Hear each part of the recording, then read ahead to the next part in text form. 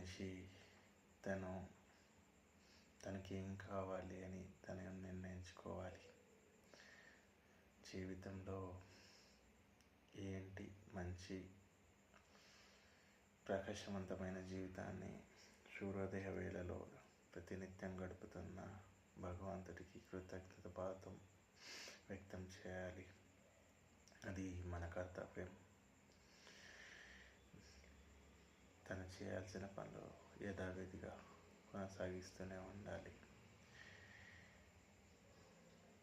ప్రతి భక్తుడు ద్వారకమాయికి వచ్చి సమస్యలు భగవంతుడికి విన్నవించుకోవడం, ఆ పరమాత్ముడు అన్నీ గ్రహించడం. తెలియని సమస్య అంటే ఏది లేదు. ప్రతి జీవాత్మ లోపల భగవంతుడు కృష్ణ పరమాత్ముడు ఉండనే ఉంటాడు. ఈ తోలు బొమ్మలో ఊపిరి పురుడు పోసుకున్నప్పుడు ఆ ఊపిరికి వేప చెట్టు నీడై ఆ కృష్ణుడే తోడై ఉంటాడు. అది గ్రహించకపోవడం భక్తుడి పొరపాటు.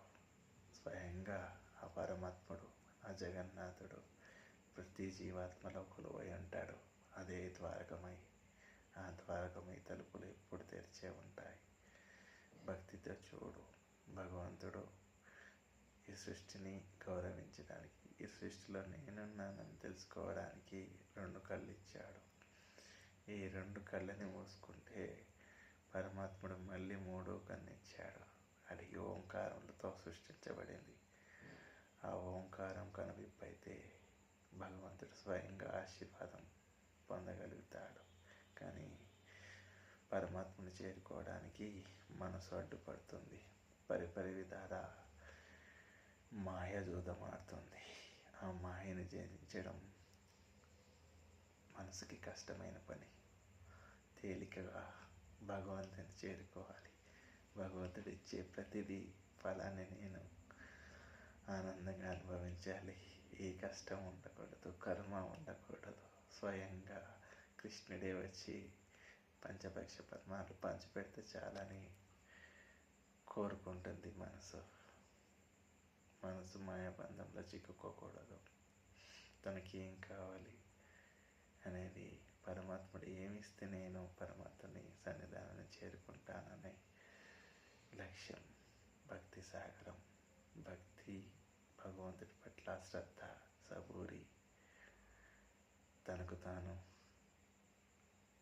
ఆ పరమాత్ముడి పాద సన్నిధాలకు అంకితమవుతూ నేర్చుకోవాల్సిన కఠినమైన పరీక్ష. ఈ పరీక్ష నెగ్గాలని ప్రతి భక్తుని ఆ పరమాత్మలో లీనమవ్వాలని, కర్మ లేని జన్మని గడపాలని, మళ్ళీ మళ్ళీ రాని జన్మని ఆనందంగా గడుపుతూ ఈ పరమాత్మ సాగర సముద్రంలో ప్రతి జీవికి గౌరవిస్తూ గౌరవప్రదమైన జీవితాన్ని గడపాలని కోరుకుంటున్నాను. హరి నారాయణ.